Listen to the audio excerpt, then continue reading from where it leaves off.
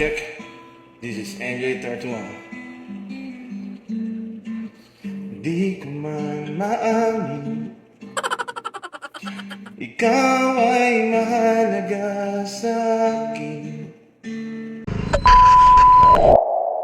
Isang pinagpalang umaga po sa ating lahat. Siya nga pala, shoutout nga pala sa Team KYT Philippines, Las Piñas Chapters at ang paparating na 5 years anniversary ng KYT Philippines. Sa darating na linggo, diyan po mismo sa Cavite, gaganapin ang 5 years anniversary ng KYT Philippines. Bago ang lahat, shoutout nga pala sa aming advisor na si Jopel Mabana at ang aming bagong chapter head na si Boss Nmac. At sa mga naghahanap po ng KYT, available po ito dito po sa Mac Moto. Diyan lamang po sa Sapote.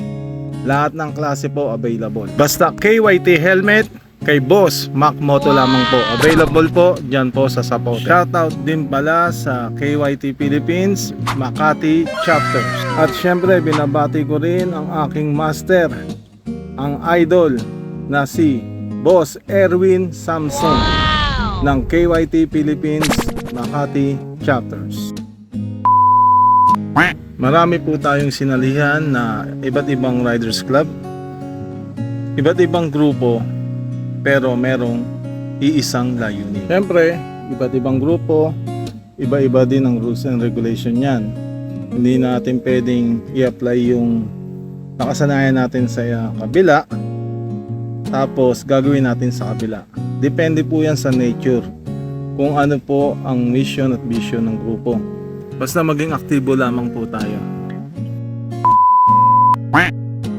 Usapang helmet naman po tayo. Ayun no, walang helmet. Dapat po nag-i-invest po tayo ng mga quality na helmet. Any brands naman po, marami pong quality na helmet. Yung katulad ng isa, walang helmet. Dapat po kapag po tayo nagmomotor, dapat po lagi po tayong naka-helmet. For safety. Kasi nga po, napakahalaga po ng helmet sa ating pagbiyahe. Kasi 2 wheels lang po tayo. Hindi natin masabi po yung aksidente, di ba? Kahit anong pag-iingat mo, darating at darating pa rin yan. Di ba? Pumili tayo ng quality na helmet. Although na napakahirap ng buhay ngayon, syempre marami tayong priority sa buhay, iba't ibang gastusin. Pero dapat talaga mag-i-invest talaga tayo kasi hindi natin masabi, di ba? Kasi nakapundar nga tayo ng motor, dapat magpundar din tayo ng quality na helmet. Sabi nga nila di ba? Durog na katawan pero pogi pa din. Kasi quality yung helmet. Biro lamang po. Yun nga po, mag-invest po tayo. Huwag natin masyadong tipirin. Kasi buhay natin yung nakasalalay dyan diba? Marami pong brands dyan na quality yung tinitinda. Pero syempre, kung gusto nyo ng quality at pumogi, syempre KYT na. O diba? Saan ka pa? Pogi na, quality pa ang helmet mo.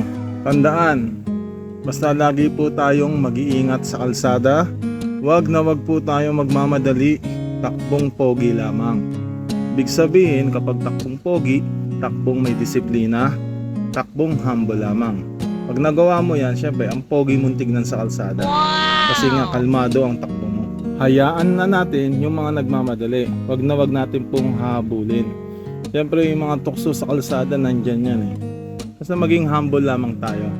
Dahil mas masarap na uuwi tayo sa pamilya na ligtas. At yun lamang po at maraming salamat po.